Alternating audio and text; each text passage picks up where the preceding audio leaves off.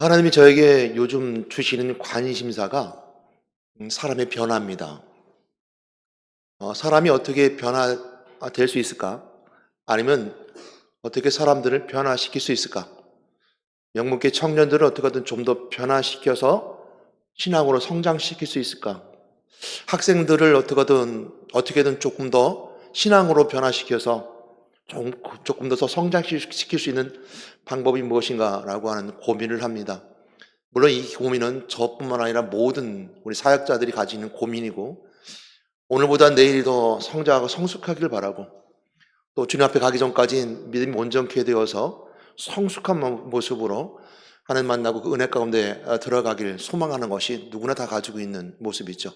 그런 의미에 봤을 때 내가 개인에게도 적용해보고, 또 나의 삶에 적용해봄을 통해서 나의 삶은 어떻게 변화되어 왔으며 나는 어떻게 변화될 것인가, 또 과거를 돌아보고 오늘 보고 이렇게 돌아봤을 때 나의 변화된 변화점은 무엇이었을까라고 한다면, 오늘 사도 바울의 간증을 통해서 그가 어떻게 예수님을 만났고 어떻게 변화되었으며, 그러니까 예수 믿기 전에 어떤 사람이었는가라는 것을 이렇게 한번 돌아보면서 나에게 한번 적용해 보는 겁니다. 그리고 또 주변에 변화시키고 싶어도 변화시키지 않는 사람들, 예수를 그렇게 전했음에도 불구하고 진리를 깨닫지 못하고 세상을 향해 달려가는 형제, 자매, 이웃, 가까이 있는 사람들에게 어떻게 하면 바뀌게 할 수 있을까라고 스스로 고민해 보면서 기도해 보는 그런 은혜의 시간이 가졌으면 좋겠습니다. 물론 제가 이렇게 말씀드린다고 해서 우리가 교회 안에 보낸다고 해서 바뀌어지지는 않습니다. 학교라는 공기옥 속에 아무리 집어넣어도 바뀔 수 있는 친구들이 있을지 모르지만 다 바뀌는 것은 아니듯이, 우리가 어떤 환경과 상황 속에 들어간다고 해서 신앙이 바뀌지 않는다는 것을 우리가 먼저 전제하게 됩니다. 그러므로 가장 먼저 시작점인 나의 삶 속에서, 내 마음 속에서, 내 생각 속에서 먼저 변화해야 되며, 이 변화 속에는 먼저 시작점이 예수 그리스도, 성령의 도심에 따라 말씀을 통해서 변화될 때 하나님을 나로 하여금 계획 속에 들어가게 하시고, 하나님의 거룩한 은혜 가운데 거하게 하심을 통해서 나의 은혜의 삶으로 바꿔주시고 변화시켜주면 우리가 먼저 고백하고 함께 나누게 됩니다. 그야 먼저 볼 수 있는 것은 나의 적용해 봤을 때 나는 누구인가라고, 그리고 나는 예수 믿는 사람으로서 나는 내가 누구라고 고백하고 있는가라고 우리가 먼저 스스로 생각해 봐야 될 것입니다. 성경에 분명히 말씀하고 있는 것처럼 베드로전서 3장 15절 말씀에 이렇게 말씀해 주고 있습니다. 함께 말씀 보도록 할까요? 읽겠습니다. 시작. 너희 마음에 그리스도를 주로 삼아 거룩하게 하고 너희 속에 있는 소망에 관한 이유를 묻는 자에게는 대답할 것을 항상 준비하되 온유와 두려움을 하고 그랬습니다. 항상 준비하는 거, 내가 누구냐라고 말했을 때 나는 이런 사람이야 라고 우리가 말할 수 있는 것을 준비해라 라고 말했고, 그런 소망을 가지고 있어라 라고 말하고 있습니다. 물론 명문 그리스도에게 모두 예배에 성공한 사람들의 그 예배에 성공한, 오늘 이 예배 드린 자들은 모두 예배에 성공한 사람들이라고 우리가 믿고, 여러분들은 예수 그리스도를 고백하고 고백한 자로서 이 자리에 나왔고 은혜의 보좌 앞에 나왔음을 믿습니다. 그러나 우리가 스스로 나에게 물어볼 때 나는 누구야 라고 말했을 때 나는 누구라고 고백할 수 있는가라는 것이죠. 예를 들어서 우리가 친구들을 만날 때 사람들을 보게 되면 자기를 먼저 소개합니다. 학교 어디 나왔어요? 어디 사람이에요? 아이, 청주 사람이구나. 목사님 당진 분이니까 당진 사람이구나. 아이, 반갑습니다 라고 서로가 이제 소개하고 나누죠. 그랬을 때 여러분은 나는 예수 믿는 사람입니다 라고 고백할 수 있는가라고 물어본다면 한 번쯤 더 생각해 보게 되죠. 나 예수 믿는 사람이야 라고 말할 때 내 삶을 생각해 보게 돼요. 이 친구의 관계 속에서, 새로운 만남 속에서 내가 무슨 관계로 만나고 있는가에 따라서 난 예수 믿는 사람입니다 라고 고백할 수 있겠느냐라는 거죠. 물론 우리는 우리 스스로에게 고백합니다. 주는 그리스도시요 살아계신 하나님의 아들이십니다라고 우리가 고백해야 되고, 그 고백이 출발점이 되어야 되면 그 시작을 통해서 여러분의 신앙은 시작되어야 된다는 것은 확실합니다. 여러분, 성령의 도우심에 따라 예수를 그리스도 고백한 여러분 되시기를 주님의 이름으로 권면합니다. 아멘. 그래서 그리스도라고 고백하셔야 되는 거죠. 그러나 우리가 언제 고백해야 되냐면 친구들 앞에서, 형제들 앞에서, 사업하는 사업가를 만났을 때, 학교에서, 이웃에게 난 크리스찬입니다라고 고백할 수 있겠는가? 우린 종종 여러 사람들이 연말에 연말 시상장에서 나는 예수 믿는 사람입니다라고 고백하는 사람이 있고, 어떤 분들은 주기도문을 외우기도 하고, 어떤 분들은 또한 자기가 하나님께 영광을 드립니다라고 말하는 사람도 있었습니다. 이런 것을 보면서 많은 사람들이 예수를 그리스도로 고백하고 있구나라는 것을 알게 되지만, 정작 나에게 정의해 보게 되면 내 친구를 만났을 때, 내 형제를 만났을 때, 물론 형제 고백하기 쉽겠죠. 나의 상대 적에게, 아니면 내가 뭔가 나의 껄끄러운 상대에게 나는 크리스찬입니다라고 고백할 수 있겠는가라고 묻는다면 우리는 글쎄요라고 우리 스스로에게 질문할 수 있을 것입니다. 그러나 우리는 인생의 때 예수가 그리스도라고 고백해야 되는 것이고, 이거 우리가 고백되어진 삶을 통해서 신앙인이다 말할 수 있을 것입니다. 우리가 이것을 크리스찬이라고 그러고 그리스도인이라고 그러는데요.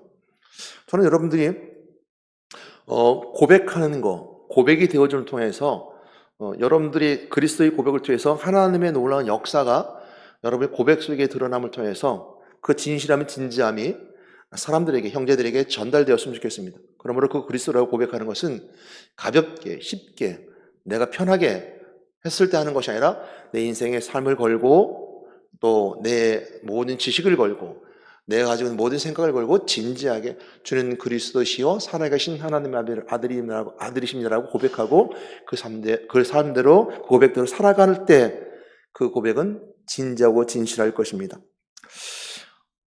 우리는 그럼 무엇을 고백해야 될까 한다면 그 주는 그리스도를 고백했을 뿐만 아니라 오늘 말씀 속에 있는 것은 고백이 아니라 바울의 간증이라는 제목이죠.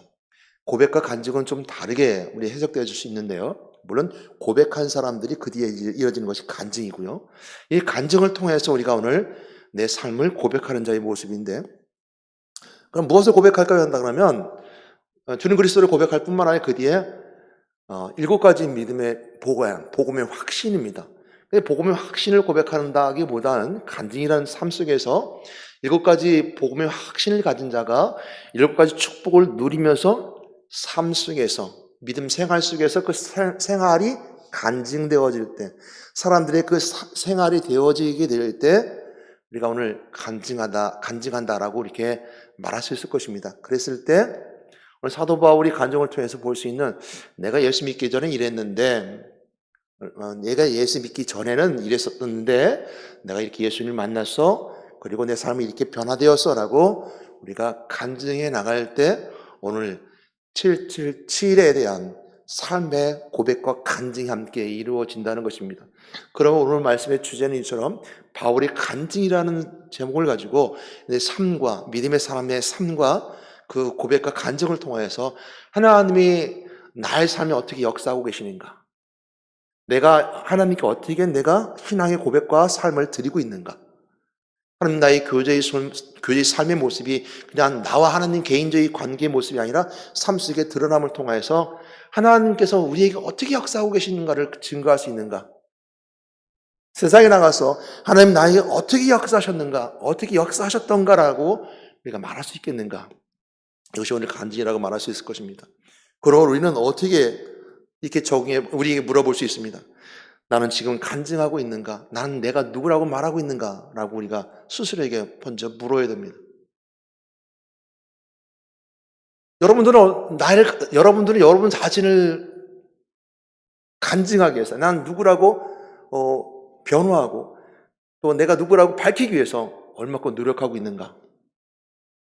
얼마큼 여러분들이 하나님이 나와 함께 하심을 간절한 마음속에 경험하고 그걸 생각하고, 그리고 하나님 역사하심을 내가 경험하고 체험하고 있는가? 얼마큼 영적인 삶을 내가 경험하고 있는가? 얼마큼 노력하고 있는가? 혹 우리는 세상의 노력과 비례해서 영적인 삶의 노력은, 삶의 역사하심과 하나님이 함께 계실 뿐만 아니라 성령의 강력한 역사하심과 말씀 내 속에서 감동치고 뜨거워지는 그 은혜를 얼만큼 우리가 누리면서 성공하고 있는가? 라고 얼마큼 노력하고 있는가 스스로에게 물어야 된다는 것이죠. 물론 또 마찬가지로 명문교회는 얼만큼 이처럼 교회의 삶을 간증하고 말하고 있는가. 77735 목사님 아무리 외쳐도 여러분들이 외치지 아니하면 오늘 얼만큼 교회가 세상을 향해서 간증하고 있는가.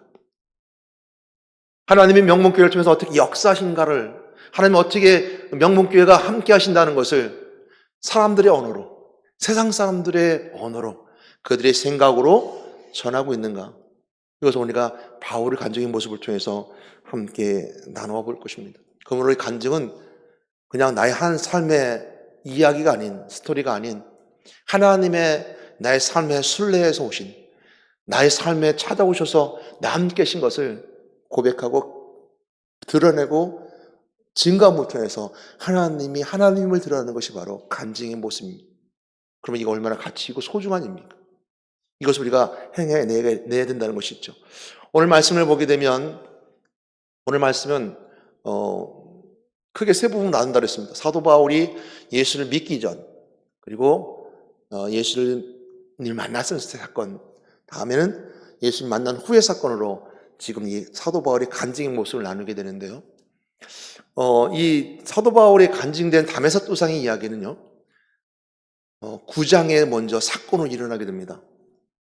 그리고 오늘 본 말씀 사도행전 22장에서는 유대인들 앞에서 이제 본인이 다메섹 도상에 만났던 그 사건을 오늘 다시 한번 간증하고 있어요. 내 거기서 예수님을 만났어. 그리고 나 이렇게 삶이 변화되었어. 라고 말하는데 오늘 이 사도행전 22장에서 말씀하고 있는 이 사도 바울의 간증은 결코 녹록치 않은, 결코 쉽지 않은 간증입니다. 그 이유는 뭐냐면 22장 앞장에 보게 되면 3차 선교를 하고 돌아올 때 밀레드에서 에베소 장로들을 모아놓고 고별 설교를 합니다. 이제 내가 가면 못 볼 것 같습니다. 그러니까 가지 말라고 그래요. 예루살렘에 돌아가면 내가 못 볼 것 같습니다. 라고 말하는 것처럼 사도 바울은 예루살렘에 돌아가면 무슨 일이 있을 거라는 걸 알아요. 그래서 결국 이제 예루살렘에 들어가게 됐는데, 들어가면서도 제자들도 말렸고, 이제 예루살렘에 가지 말라고 말렸죠. 그 이유는 뭐냐면 사도 바울이 이방인 선교를 했기 때문입니다. 유대인들에게 선교하고 있던, 전도하고 있던 그 예루살렘 교회의 사역자들이 이방인의 선교를 한 거예요. 그러니까 사도 바울이 가자, 물론 이제 예루살렘 수장이었던 야고보가 불러서 환영합니다. 그래서 보게 되면 환영한다고 그래요. 근데 야고보 고민이 있었어요. 성경이 뭐라고 그러냐면 수만 명이라고 했습니다. 그러니까 율법에 능통한 자들, 그리고 열심히 있는 자들이 수만 명이 있는데 이렇게 말합니다.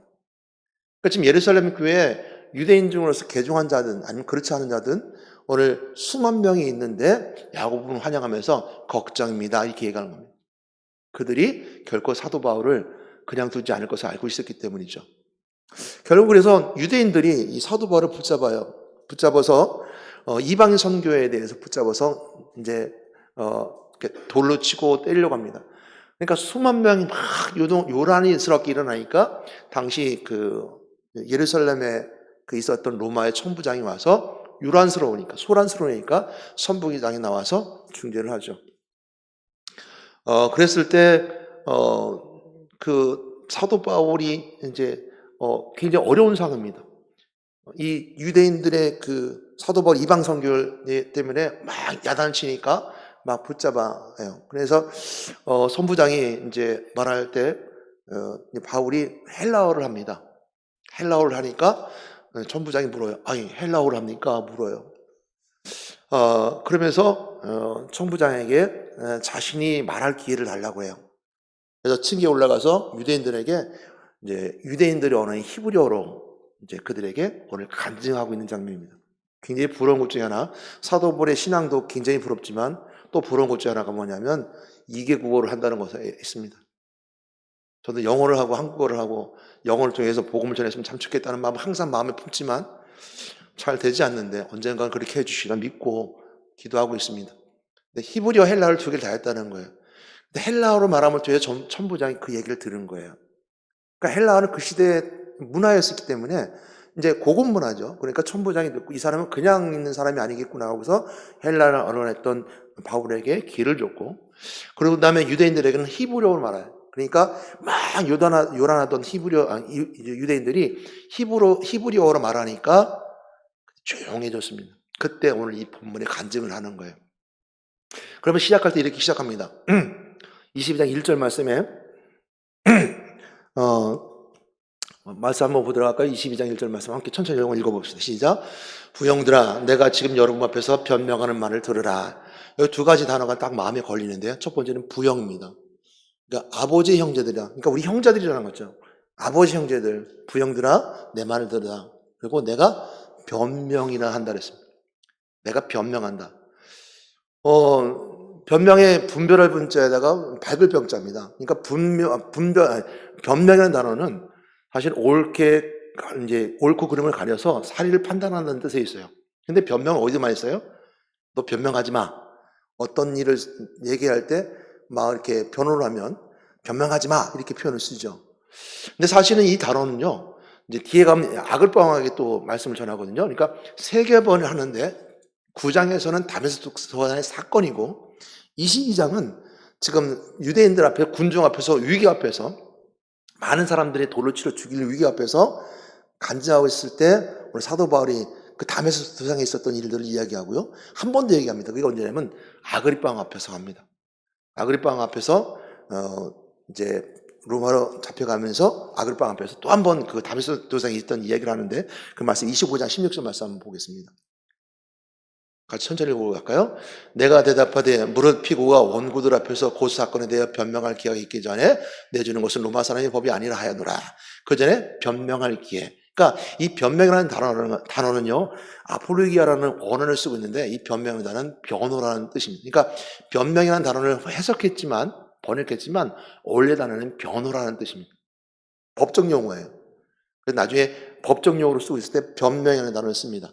그럼에도 불구하고 왜 사도행전에서 9장과 22장과 26장에서 26장에서 본인 스스로 다메섹 도상에 있던 이야기를 하는데 왜 또 더군다나 유대인들이 많은 사람들 앞에서 많은 군중 앞에서 위기 앞에 있을 때 왜 자신을 변호할 수 있잖아요. 나 좀 살려주세요.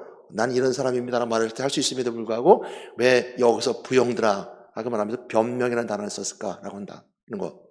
왜 이렇게 번역하고 했었을까라고 한다면 여기는 사도행전이 가지고 있는 사도 바울이 오늘 이들에게 다가가는 또 이들에게 간증하기 위해서 본인이 이 유대인들에게 다가가는 모습이기 때문에 변명이라는 단어로 번역하고 있음을 알게 됩니다. 이게 무슨 얘기냐면요. 저는 헬라어를 사용했음에도 불구하고 나 똑똑한 사람이야 라고 헬라어에 사용하지 않았다는 거예요. 그들이 언어로 히브리어 말하면서 부형들아 내가 너희들을 변명할게. 사실 변호라고 하는 이 용어임에도 불구하고 변명할게라는 것은 사실이라는 거죠. 내가 예수 믿는 자들을 핍박했고 또 또 너희들 말한 것처럼 이방인 복음 전하는 거 다 나 사실이야 라고 말하면서 그 사실을 얘기하기 때문에 오늘 변명이라는 단어를 썼는데 내가 변명할게. 내가 왜 이렇게 변했는지 이렇게 변명할게. 그러면서 22장에 쭉 1절로부터 쭉 보게 되면요. 1인칭 단어를 써요. 내가, 나는. 그래서 이 간증은 설교나 선포의 메시지가 아니라 나는이라는 1인칭 단어를 써요. 그래서 내 이야기야, 내 간증이야 라고 말하는 거죠. 그렇게 시작하고 있음을 통해서 설명해주는 내용 속에서 오늘 그렇게 설명해주고 있습니다. 그래서 22장에 보게 되면 1절부터 제가 이렇게 말씀 찾아봐 보여드리면요. 부형들아, 내가 지금 여러분 앞에서 변명하는 말을 들으라. 그들이 그가 히브리 말로 말함을 듣고 더욱 조용하여진지라 이어 이르되 나는 유대인으로 길리그가 다소에 났고 이성에 살아 가말리 문화에서 우리 조상의 율법을 엄한 교육을 받았고 오늘 너희 모든 사람처럼 하나님께 대해 열심히 있는 자라. 내가 이 돌을 박해여 사람을 죽이기까지 하고 남녀를 결박하여 옥에 넘겼노니 이에 대장들과 모든 장로들이 내 증인이라. 또 내가 그들에게 다메섹 형제들에게 가는 공문을 받아 가지고 가기까지 있는 자들에게 결박하여 예루살렘에 끌려다가 형벌받게 하고 가더니 가는 중 다메섹에 가까울 때에 오종쯤 내 호련히 하늘부터 큰 빛이 나를 둘러 비침에 내가 땅에 엎드러져 라고 해서 계속 1인칭 단어를 써요. 나는 이런 사람이야. 나는 이처럼 그 유대인 중에 유대인이고 갈말리의 문해생이었고 바리새니아라고 말하는 본인이 길거리에서 다소에서 났고 다소는 교육도시거든요. 교육은 나 받은 사람이지만 다 받았지만 예수 믿는 사람 핍박하러 다니는 사람이야. 내가 이랬어. 예수 믿기 전에 이랬어라고 하는 첫 번째 오늘 이 말을 통해서 유대인들에게 다가가는 첫 번째 바울의 모습이기 때문에 변명이라는 단어를 씁니다. 그래서 오늘 바울의 간증은 그가 유대인들에게 다가가는 모습이고 어떻게 하든 그들에게 자기 삶을 통해서 그들이 공감하고 있는 모습을 보게 되죠. 이런 모습을 통해서 오늘 그 바울의 그런 간증한 자의 모습을 보게 됩니다. 오늘 한 말씀 더 볼 수 있는 것은 그 22장 9절 말씀인데요. 22장 9절 말씀 먼저 보도록 하겠습니다. 22장 9절 말씀 읽겠습니다. 시작. 나와 함께 있는 사람들이 빛은 보면서도 나에게 말씀하신 이의 소리는 듣지 못하더라. 잠깐 멈춰주세요. 나와 함께 있는 사람들, 사도 바울이 다메섹 도상에서 22장 9절입니다. 사람들이 빛은 보면서도 나에게 말씀하신 이는 소리는 듣지 못했다고 그랬어요. 이게 분명하게 먼저 여러분 기억하기 바랍니다. 빛은 보면서도 뭐라 했어요? 소리는 듣지 못했대요. 빛은 보면서 소리는 듣지 못했대요. 그래서 9장에 한번 있었던 실제적인 사건을 보도록 할까요? 9장 7절 말씀 보겠습니다. 천천히 한번 같이 읽어볼까? 시작. 같이 가던 사람들은 소리만 듣고 아무도 보지 못하여 말을 못하고 서 있더라. 자, 천천히 여기 전문 쳐주세요. 소리는 듣고 보지 못했대요. 아까 22장 말씀 뭐라 했어요? 빛은 봤는데 듣지 못했대요.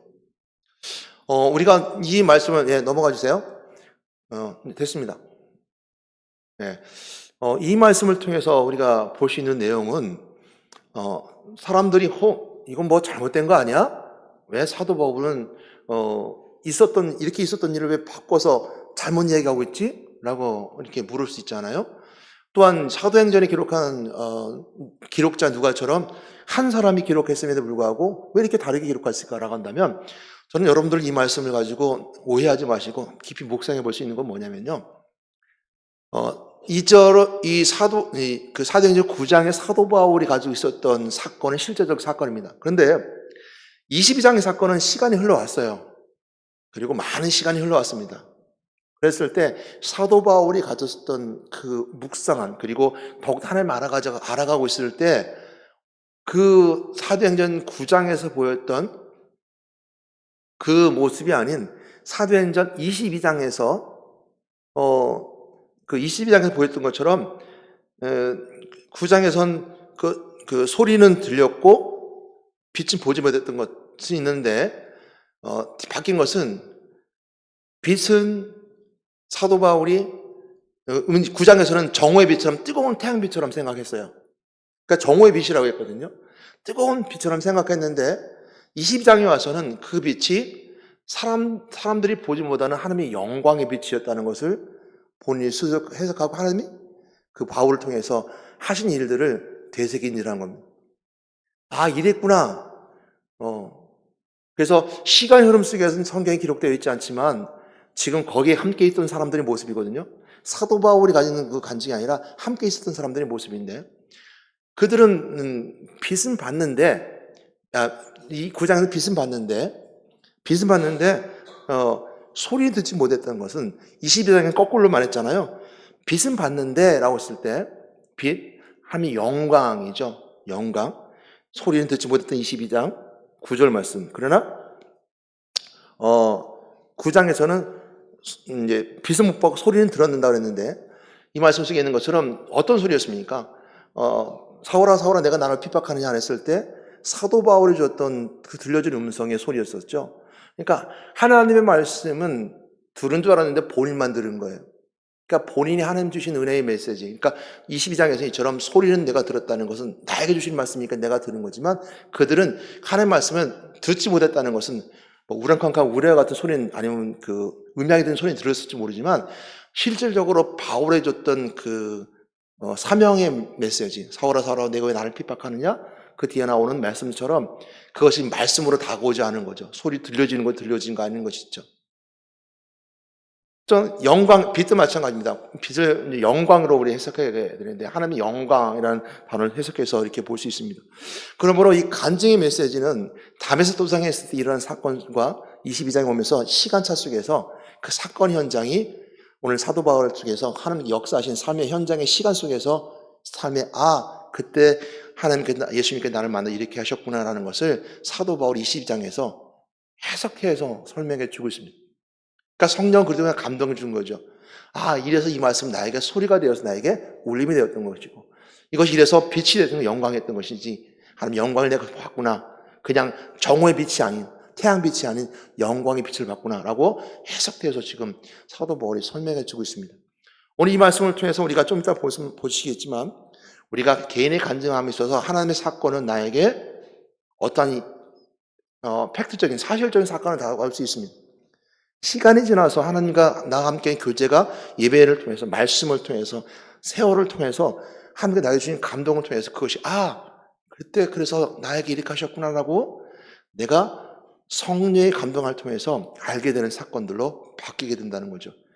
사도 바울의 감정을 통해서 우리가 볼 수 있습니다. 그러면 여러분들에게 오늘도 사도 바울의 감정을 통해서 여러분 사건이, 하나님 함께 하셨던 사건이 아주 작은 사건이 아닌 그 속에서 하나님 놀라운 변화에, 또 하나님 놀라운 해석하심에, 하나님 놀라운 성령의 역사하심에 눈동이 굴러가듯이 굴러가서 하나님의 놀라운 기적을 발견하고 비밀을 깨닫게 되는 은혜가 있음을 여러분 삶 속에서 꼭 발견하고 경험한 여러분 되시기 바랍니다. 이것이 여러분의 오늘 사도 바울을 통해 보여지는 간증의 모습 속에 있죠. 그래서 이처럼 우리가 사도 바울의 간증을 통해서 여러 가지 볼 수 있겠지만, 하나 더 볼 수 있는 것은 뭐냐면, 그렇다고 해서 그 사도 바울이 오늘 이 본 말씀 속에는 어떤 분이 그러거든요. 예수님에 대한 고백이 없다고 그래요. 그리스도의 고백이 없다. 미안합니다. 우리 방송실 앞에서 먼저 찾아줄래요? 9장 22절 24절 말씀 한번 볼까요? 먼저 볼게요. 먼저 거예요. 죄송합니다. 9장 22절 24절 말씀 보여주세요. 이 앞에 거 보여주세요. 9장 22절 24절 말씀. 앞에 거.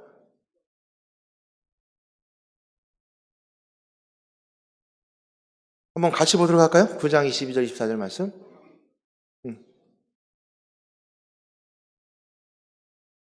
자, 성경에서 보도록 하겠습니다. 성경 보게 되면 9장 22절 24절 말씀에 보게 되면 이렇게 말씀해 주고 있습니다. 사울은 한 힘을 더 얻어 예수를 그리스도라 증언하여 다메섹에 있는 유대인들을 당혹하게 하니라. 여러 날이 지나면 유대인들이 사울 죽이기를 공모하더니 그 계교가 사울에게 알려지니 그들이 그를 죽이려고 밤낮으로 성문까지 지키거늘 그의 제자들이 거기죠? 22절 말씀까지죠? 20절 죄송합니다. 20절 말씀 제가 잘 안 보여서 20절 말씀부터 읽겠습니다. 즉시를 해당해서 예수가 하나님의 아들이심을 전파하니 듣는 사람이 다 놀라 말하되 이 사람이 예루살렘에서 이 이름을 부르는 사람을 멸하려던 자가 아니냐? 여기 온 성도 그들을 결박하여 대장에 끌려가고자 함이 아니냐 하더라. 사울은 힘을 더 얻어 예수를 그리스도로 증언하여 다메섹에 사는 유대인들을 당혹하게 하니라. 9장에서는 분명히 예수님을 하나님의 아들이며 그리스도로 고백하고 있어요.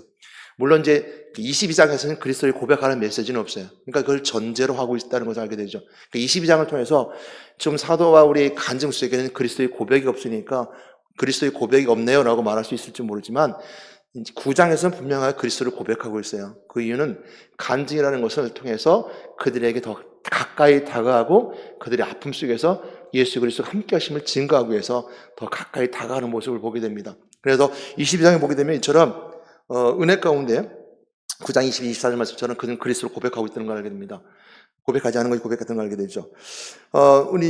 그리고 말씀한 것을 더 볼 수 있는 것은 9장 15절 16절 말씀입니다. 사도 바울을 어떻게 변화시켰는가? 9장 15절 16절 말씀 같이 읽겠습니다. 시작. 주께서 이르시되 가라 이 사람은 내 이름을 이방인과 임금들과 이스라엘 자손에게 전하기 위하여 택한 나의 그릇이라.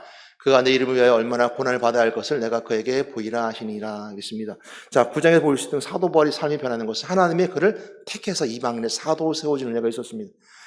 오늘 하나님께서는 그 사도 바울을 변화시켜서 택한 그릇으로 사용하시고자 하셨고 그대로 쓰셨고 그대로 오늘 22장에서는 이방인의 택한 사도로서 그 사명대로 그 사명을 받게 되죠.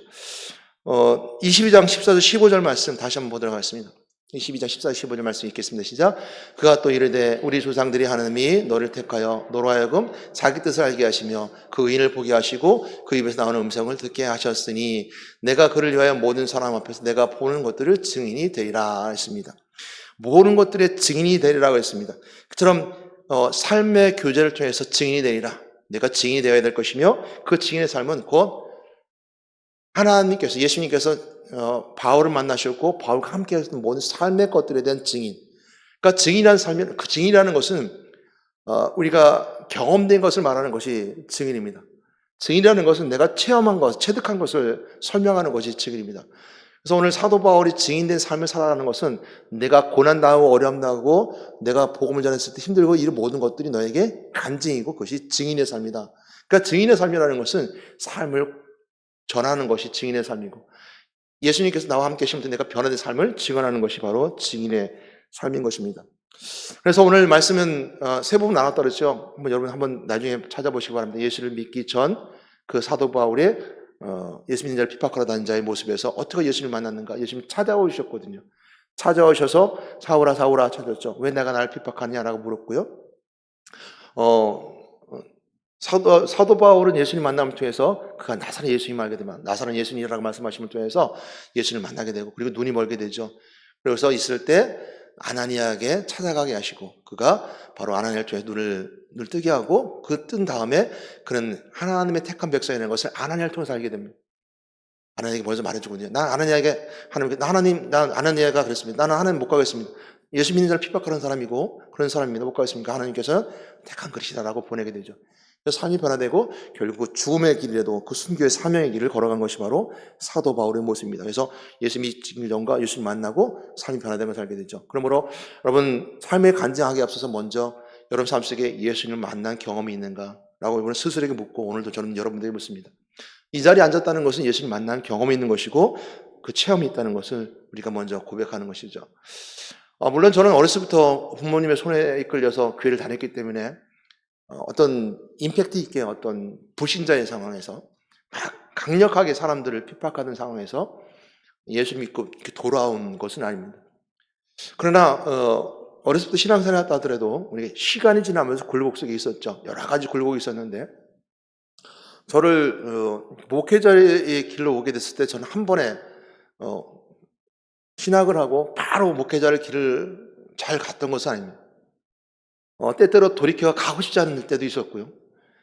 그래도 어때가 또한 돌이켜 또 가게 만드는 하나님의 은혜가 있었습니다. 그래서 저는 강력한 임팩트에 강력한 어떤 하나님의 사건은 없었지만 내 삶 속에서 하나님 날 만나시는 그 과정을 통해서 하나님과 나와 함께 하심을 끊임없이 경험하게 되고, 이제까지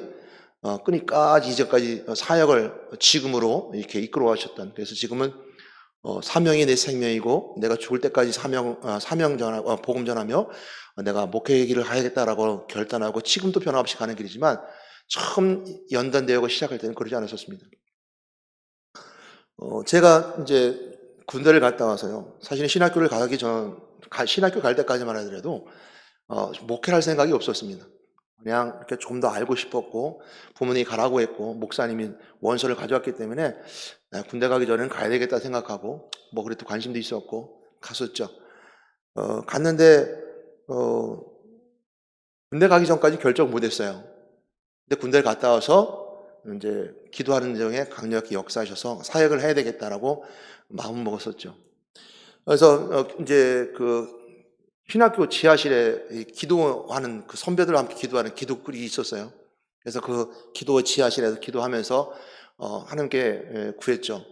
어떻게 하면 제가 사역의 길을 가야 되겠습니까? 그러니까 강력하게 저에게 사역의 길을 가야겠다는 마음을 품게 해줬어요. 사도 바울처럼 병호야 부르지 않으셨거든요. 그런데 그렇게 강력해 주셨어요. 강력한 힘을 언제 가야 되겠다. 그래서 다시 이제 공부를 하기 시작했고, 1학년 걸 공부하고 다시 공부를 하기 시작했습니다. 신학 공부를 하고 성경 공부를 하고 다시 하기 시작하면서 했는데, 이 뜻대로 안 되는 거예요. 내 뜻대로 안 되는 거예요. 갈 데도 없을 뿐만 아니라, 새롭게 시작했으니까 어디 가야 될 사역할 사역지도 없었고, 그리고, 이제, 죄송합니다. 지금 어떨지 모르겠어요. 그때 목사님 보면 말끔했었잖아요. 다 잘 사주신 줄 알았어요. 목회자가 사역자가 되면 잘 살고 잘 되고 좋은 것만 있는 줄 알았어요. 근데 아니더라고요. 뜻대로 되지 않아요. 근데 좋은 것은 본인이 이제 성도들 앞에 서야 되고 하나님의 사람으로서 추하게 보이지 않기 위해서 깔끔하게 입고, 성도들이 주는 거에 따라서 옷도 좀 깔끔하게 입고 또 멋있게 차려입고 또 사는 것 같이 이렇게 보이지만, 사실은 사역자들 보니까 아무것도 없는 거예요. 돈도 없죠. 돈 모을 기회도 없죠. 가진 것도 없죠. 그러니까 처음에는 사역자의 길을 갔다가 보니까 아닌 것 같아요. 그리고 이제 뭐 신학생이 되거나 우리 김보민 전사님도 있고 또 이인식 전사님도 있지만 신학생일 때는 돈이 많이 들어가요. 저희 때도 그랬는데 물론 이제 학부는 제가 이제 어머니 아버님 때문에 제가 회사에서 나왔었어요. 근데 대학원은 다 내야 되는 거예요. 근데 이게 안 맞아요. 이게 수입이 있고 지출이 있어야 되는데 지출만 있고 수입이 없는 거예요. 전도사 사례비도 그랬고 당시만 해도 사역지가 없으면 가질 데가 없었고. 그러니까 또 나이가 이제 20대 넘어서 30대 가까이 가는데 부모님 손 달리기도 어렵고. 그래서 하루는 이제 그래 사역적이지만 내가 벌긴 벌어야겠다 해서 아르바이트를 했어요.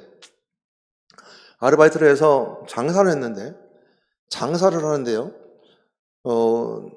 이게 장사를 제가 이제 하면서 누군가를 속여야 되는 거예요. 그러니까 100원짜리를 떠왔으면 100원을 남기려면 100원을 더 해야 되는데 장사꾼의 그 재능에 따라서 200원을 더 붙여서 300원을 팔면 200원을 남는 거예요. 그러니까 제가 보는 신학적 관점에서는 신앙적 관점에서는 속이는 거잖아요. 100원을 받아서 100원을 받아야 되는데 왜 200원을 더 붙여서 받아? 근데 사람들은 200원 더 붙여서 받으면 잘했다 그래요. 요즘 같은 경우는 제가 뭐 경제적 관념이 있었다든지 자본주의에 가져왔던 논리를 알았다면 그것도 괜찮겠다라고 했을지 모르겠지만 그때 당시 그게 이해가 안 되는 거예요. 이해가 안 되는데 그걸 또 고민을 했어요. 이게 맞는 것인가. 그렇다고 해서 또 아르바이트에서 장사를 했는데 장사가 돈을 잘 버는 것도 아니었거든요. 그랬을 때 하나님께 저에게 주시는 마음이 있었어요. 하나님, 제가 이거 어떻게 됐습니까? 내가 이 길이 마음에 자꾸 찔리고 걸림이 됩니다. 그때 하나님께서 제 마음속에 두려워하는 마음 품게 하셨어요. 두려운 마음. 이 길을 가면 너 그렇게 못할 것 같다. 내가 두 가지가 있는데 거짓을 통해서 물론 제 생각하는 그때 당시 개념입니다.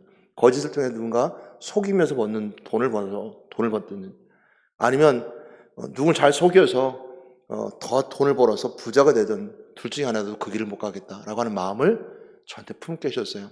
그렇게 기도했습니다.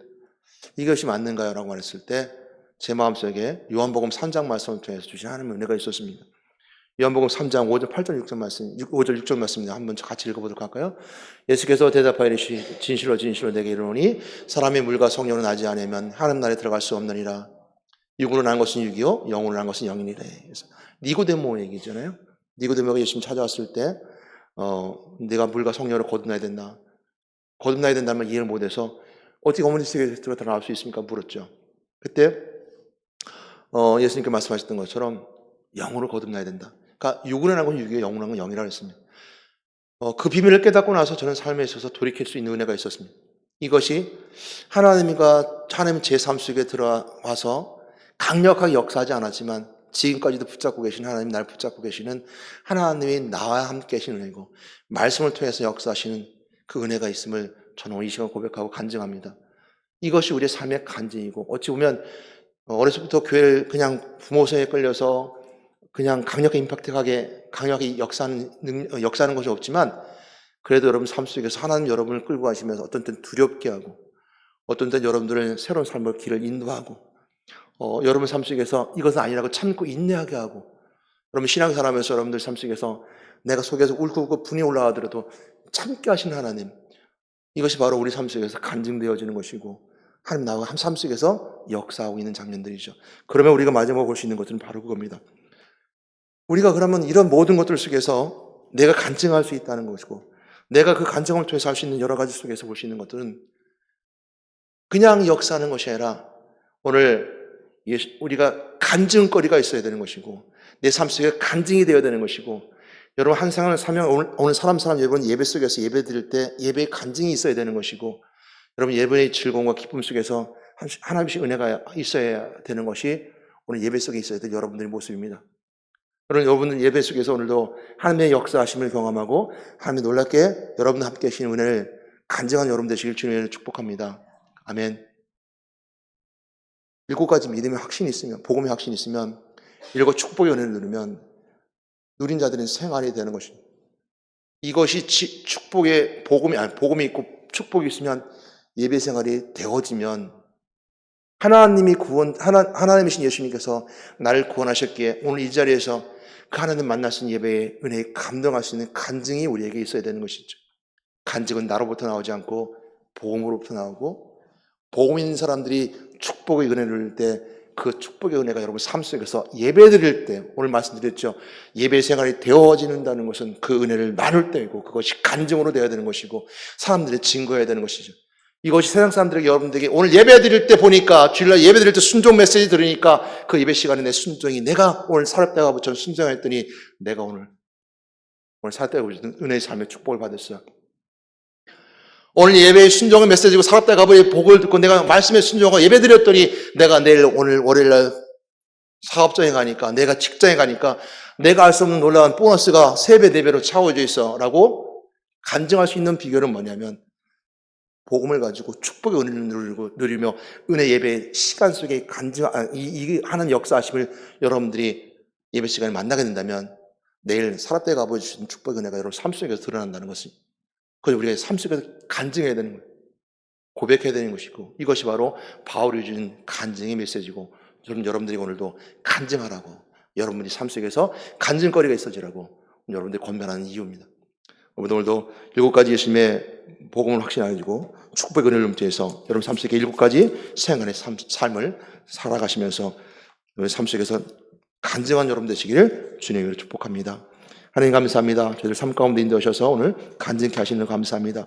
오늘 예배를 함께 들으면 뒤에서 오늘도 이 시간 저의 말씀을 통해서 사도 바울처럼 간증케 원합니다 고백했을 때, 오늘 이 시간 말씀을 받고 그 마음속에 간증거리가 생각나게 하고, 또 간증거리의 생각남을 통해서 하나님께 영광들을 감사할 수 있는 은혜의 사람들을 세우시니 하나님 감사합니다. 하나님 영광 가운데 있게 도와주시고, 또한 7가지 생활의 복들이 누려짐을 통해서 오늘 우리 교회의 정체성이 있는 것처럼 나의 정체성을 밝게 드러나 세상에 증거하시는 저희들 되게 인도해 주시옵소서. 우리 예수 이름으로 기도드렸습니다. 아멘.